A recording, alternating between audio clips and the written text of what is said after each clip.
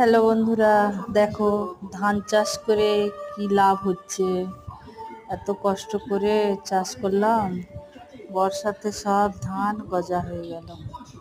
এই গজা ধান নিয়ে না শুকোতে পারছি, না শুকনো করতে পারছি। দেখো বন্ধুরা, এই ধান নিয়ে এখন কি করব, চারিদিকে জল আর জল। তারপরে আবার ধান শুকনো করার জায়গাই পাচ্ছি না। একটু ধানটা যে মিলে শুকনো করব, সেটাও পাচ্ছি না। এই বৃষ্টি হচ্ছে, ঢাকা দিচ্ছি, একটু রোদ বেরোচ্ছে, আবার তুলে দিচ্ছি। এই করতে করতে ধানগুলো সব গজা বেরিয়ে গেল। এই গজা দানা ধান এখন রেখে কি করব? ঢাকা দিলেও ধান নষ্ট হয়ে যাবে গজা হয়ে। শুকনো করতে না পারলে এইভাবেই ফেলে রাখতে হবে। দেখো,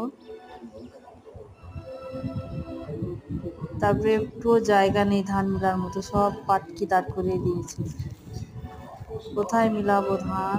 মোটা হয়ে পড়ে আছে।